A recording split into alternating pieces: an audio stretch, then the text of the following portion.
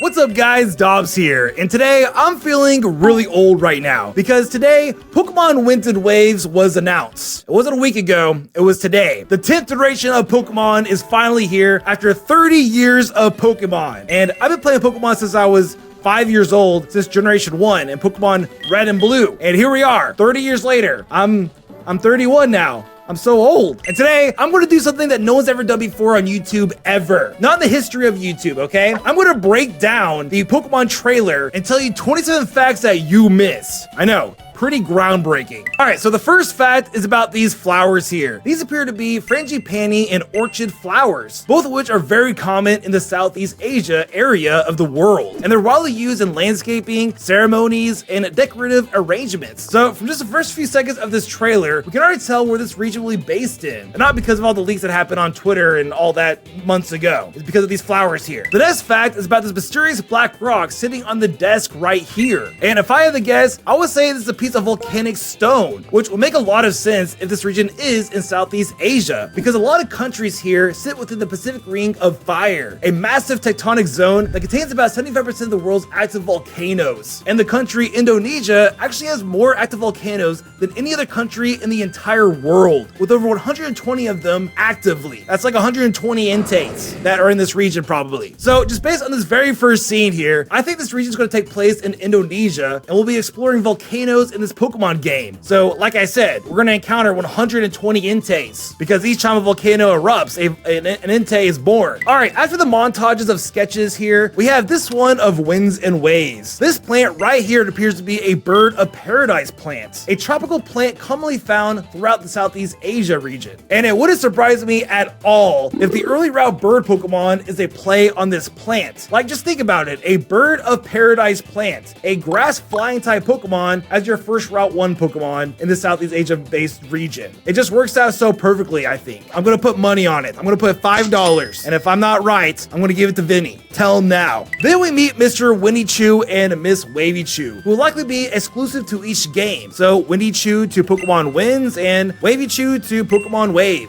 It seems they will act as tour guides or research assistants within the story. But on top of that, this could also be a hint to a new feature that will allow us to play as our Pokemon, just like the Synchro Machine introduced in the Indigo Disc DLC. Imagine that, playing as your Pokemon in the Pokemon game and exploring the region as like a Charmander or something. That sounds like a pretty awesome selling point for a Pokemon game, in my opinion. It's like a Pokemon Mythology game, honestly. Mr. Windichu here shows off a bracelet around its tail, which appears to be a logo for Pokemon Winds, while Miss Wavychu here has a Waves logo displayed on her hat. And the circle beneath the Wind symbol and above the Wave symbol resembles a classic Pokeball. So if Ash does return to the anime for Generation 10, which might be likely because there's a lot of hints going around right now that he will be coming back, he'll definitely be rocking one of these hats or a combination of both of these logos. All right, in this scene we see a floating Pokeball balloon in the background, like right here, which will probably represent where Pokemon centers are located in the region, because this region has a lot of different biomes. Like, we have mountains, we have oceans, we have volcanoes. So it's pretty important to know where Pokemon centers will be in the background of all these different environments we'll be in. The first wild Pokemon we see in the trailer are Gloom and Tropius, and this is actually really interesting because Southeast Asia is one of the primary places that the Rafflesia Flower grows, which is a massive parasitic flower found in rainforests, and the inspiration behind Gloom and Vileplume. And if you ever wonder why Gloom is known to smell really bad, like really bad, well, it's because the Rafflesia Flower smells like rotting flesh in real life. Yeah, this flower smells terrible, like a zombie. So maybe this Pokemon being in its natural habitat here could be a hint for a new regional form for Vileplume. Maybe a much bigger and healthier version of the Cantonian Vileplume that we know. Similar to how Alolan Executor is a lot bigger in Alola because it gets more sun. And seeing Tropius here is interesting too because in Southeast Asia, this is where bananas actually originate from. So just like Vileplume, this may be Tropius' native land. And I've always thought it was weird that Tropius didn't have a pre-evolution for it because it just looks like a final stage Pokemon to me. It's a walking dinosaur banana tree. So maybe finally in Generation 10, it'll get its own pre-evolution. Maybe like a little small banana plant dinosaur thing. I feel like that would be perfect for Tropius. Also, the emphasis on the giant tree behind Tropius here is pretty telling. It wouldn't surprise me at all if in Pokemon Winds, jungles, mountains, and volcanoes are the primary places that we explore. And in Southeast Asia, a lot of active volcanoes are surrounded by dense rainforests. And then And in Pokemon Waves, we'll probably be exploring the deep ocean, because in Southeast Asia, it is known for having the largest and most diverse marine ecosystems in the entire world. So there'll definitely be plenty to explore within the ocean, like little pockets of little ecosystems to check out when you're underwater. And seeing Wailord and Wailmer here probably reinforces that whole idea, because a lot of countries in Southeast Asia sit within the Coral Triangle, which is an area where about 75% of the world's coral species can be found in. And it's also home to more than 2,000 species of reef fish and supports 6 out of the 7 species of sea turtles, along with massive populations of whales, dolphins, and sharks. So we are definitely seeing Corsola in this region, along with all the turtle Pokemon that exist probably. And maybe even a couple brand new ones introduced in Generation 10 as well. And if I had to guess, we're absolutely getting a clownfish Pokemon, because that is the reef fish everyone knows. Okay, here is a glimpse of a giant building here, like right here. And to me, it looks like a resort. I actually have a good feeling that the Pokemon protagonists are not originally from this region, because at the very beginning of the trailer, there was a suitcase, like right there. Almost like the players packing up to go on vacation to another region, just like the protagonists did in Pokemon Sun and Moon. And the dressed Pikachu that arrive at your doorstep might act as our tour guides for the resort. And the whole adventure could revolve around exploring different resorts on this region and battling gym leaders from each one. Southeast Asia is very well known for its beach resorts, so that would just fit perfectly with this whole idea. I know, I'm a genius, I know. Alright, here's our first look at the Pokemon protagonists for both winds and waves. And immediately we see what looks to be a hoverboard in their little side gear thing. Here's a fun fact. In Pokemon Red and Blue, we were originally going to surf on a surfboard instead of a swimming Pokemon. And in Gold and Silver, we were originally going to ride on a skateboard instead of a bike. So this could be our new method of transportation in these games, a callback to a feature that was scrapped in the original ones. We'll probably fly through the sky on a hoverboard, going through the winds, and we'll probably surf on the waves with the board as well. And when it comes to underwater exploration, I bet you we'll just hold on to the hoverboard like this as it propels us within the water. All right, right here looks to be the player's room at the very beginning of the game. And notice how it's integrated with the outside and feels very open. This is classic resort style design, because in Southeast Asia, it's very common for rooms to blend indoor and outdoor spaces. So I think that just confirms that we'll be staying in some kind of resort area on this region. And our protagonists might be similar to the Hoenn and Alolan ones, where we're not actually native to the region we're playing in. And I did watch Munching Orange breakdown of the trailer, and he pointed out that this object right here looks like a bird feeder, similar to the ones in Pokemon Emerald Safari Zone, where we can attract Pokemon using Pokeblocks. So that could be the case here as well. I think it's a method to lure specific Pokemon in the area, which actually makes a lot of sense, because this region will be filled with a lot of diverse Pokemon. And honestly, it wouldn't surprise me if this is the first Pokemon Switch game where every Pokemon is available in, because the whole 30th anniversary marketing right now is bringing back the gotta catch 'em all slogan. So maybe we'll be capable of completing our full Pokédex again in these games. Okay, here's our first look at the Pokemon Center, and right away, we see a drink icon on the yellow sign at the top here. This probably represents smoothies, which are extremely common in resorts in Southeast Asia, because in tropical regions, fruit grows year-round. So it would make sense if this becomes a new food mechanic in the games, similar to curry in Sword and Shield and sandwiches in Scarlet and Violet. You might see smoothies made from berries like mango, panap, nanab, raz, or even Oron berry, all of which are based on fruits commonly found in this region in Southeast Asia. And we even see a brochure rack on the desk right there. I mean, that just confirms we're on a resort, because why would there be a brochure rack in a Pokemon Center? Only for tourists that would be there for. So yeah, we're definitely touring around this region, going to resort area to resort area, I think. And maybe each resort area will have their own gym leader tied to them. It also wouldn't surprise me at all if Tangela gets something new as well. A regional form or even another evolution would make sense in a jungle heavy region like this. Tangrowth even received a new form in Pokemon Pokopia recently, so the line is getting some love right now. So it wouldn't surprise me if we see some more love in Winds and Waves. And if you didn't know, in Generation 2, Tangela was originally going to receive both a pre-evolution and a new evolution. So maybe we'll finally see something inspired by those scrapped ideas in Pokemon Winds and Waves. It